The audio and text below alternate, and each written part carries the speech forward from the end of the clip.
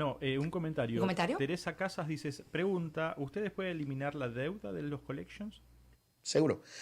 Tenemos dos cosas en créditos y tenemos la parte financiera, que es lo que le preocupa a la gente y en realidad es mi preocupación mucho de las veces, pero también es la información que está siendo reportada. Lo que nosotros hacemos como empresa de reparación de crédito, pues claro, estamos expandiendo nuestro servicio, sí hacemos negociación de deudas, o si es necesario para el cliente, o si están siendo demandados, cosas por el estilo. Pero nuestro primer enfoque es en tratar de encontrar un error dentro de la información. Wow. Una vez que la información hemos encontrado un error, esa información ya se quita del reporte de crédito, las puntuaciones suben. Pero en este caso, la deuda no desaparece.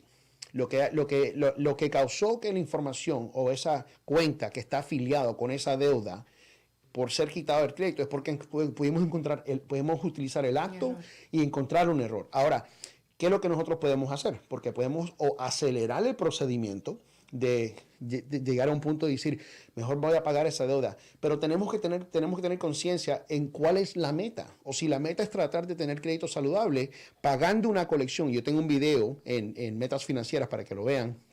Y es nunca pagues tu colección sin escuchar este video. ¿Por qué? Porque mucha gente, y es algo que estoy haciendo y nos estamos preparando, esta semana estuvimos haciendo un video y mi mensaje es, no agarren su dinero, trabajar sus impuestos tan duros que ustedes utilizaron, trabajaron en 2019 y ahora vamos a recibir ese cheque y vamos a comenzar a pagar colecciones. No. O si la intención es tratar de tener crédito saludable, no pague esa colección, porque ¿qué es lo que va a causar? Esa colección, una vez que es pagada, lo que está impactando tu crédito no es el balance, ya la cuenta es una cuenta negativa. Cuando va de ser positiva a negativa, nunca va a ser positiva de nuevo. La única manera que yo le digo a la gente, o si tú vas a utilizar ese dinero, trata de disminuir los balances en cuentas abiertas, open accounts. Excelente. Okay. ¿Tenemos otra pregunta? Gracias, Teresa. Una llamada en vivo. ¿Tenemos? Hello. Hello. Hello. Hi. Hi. I wanted to know if the student loans can be removed. Definitely. And again, going back onto what I'm saying with regards to how rules and regulations, dictate what actually comes onto the report, what doesn't. What we're looking to do when we challenge something under the Fair Credit Reporting Act, we're trying to find a discrepancy within the way that the information is being reported. So for the most part, first off, everything that you have, either positive or negative, is linked to your personal information. That's why one of the first letters that we actually do when we first get started, we do what's called the synthetic ID. The synthetic ID is basically a way on how to rectify personal information. Once that rectification is done, if there was if the account in question was affiliated with any abbreviation, either some sort of alias, or an AKA, also known as, then off the bat, if you go ahead and remove or correct that information, that account in question can potentially be deleted. Now, what happens is, even if we delete that student loan, again, what I was just saying right now, it doesn't mean that the balance is unaccounted for. You still have that balance. Especially, I believe, on student loans. And then that's the next thing that I'm going to touch on right now, which is two things. I always tell people, there's three things in life, and part of that is we're for sure we're going to all die. It sounds kind of morbid, we're always going to have to pay taxes, especially in the U.S. And now student loans are getting so aggressive that if you are in default, we have a program which we could help you to get on, which is called the Rehabilitation Program. It's a beautiful program. I could go into details with that. And also, if you are currently paying student loans and you haven't defaulted, but maybe you feel overwhelmed or it's too much money that you're paying, there's actually a program that's called an income-driven repayment plan program that could also offset some of that, and you could also pay a lot less. Exactly. So to answer to your question, could student loans be deleted? Yes, absolutely. Everything in your credit report, inquiries, public records, judgments, statings, taxing, child support, it doesn't matter what it is, under that act, which is the Fair Credit Reporting Act, you could challenge everything on your report. Excellent. So if they remove it, can they put it back on at a later point?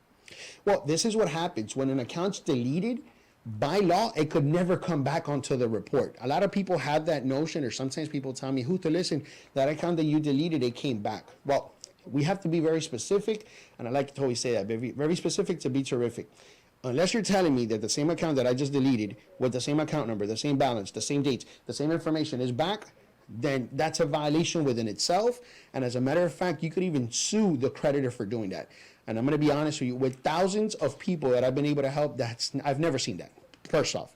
So what does tend to happen is information can get sold. As a matter of fact, this is a practice that collection companies, I've seen that they're doing quite often or more often, which like they do what's called like aliases, or like they'll do like Yes. DBAs, like doing business as, and they'll come up and you'll have a name like Midland Funding, but then they'll abbreviate it as Yes. MDM. And then all of a sudden, in order for you deleted the Midland Funding account, but then you'll have another collection from MDM, and you're like, hold up, didn't I just delete that account, or didn't we just get that account deleted? But you might think it's the same, but they're seeing what's going on, and they're utilizing. And again, we're using the rules. They know the rules. We know the rules, and we have to play fair. But at the same time, we can't break them. So they're not breaking the rule by coming in and putting in a different account with a different number, which is what they're doing now. But by law, they cannot put that same account back. Just to answer that question, that can't happen. Did that help you?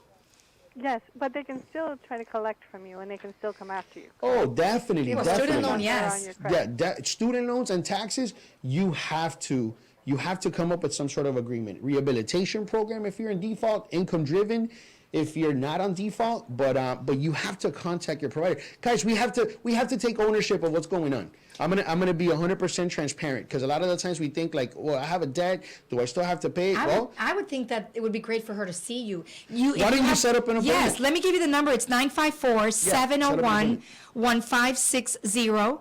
It's Justo Villalobos, and it would be a great, because I did it with him. I did my credit with him, and it's amazing. Take advantage of it. It's free. Just meeting with him itself, it's a ball of knowledge, and you really enjoy meeting him, and he's going to answer every question for you, definitely.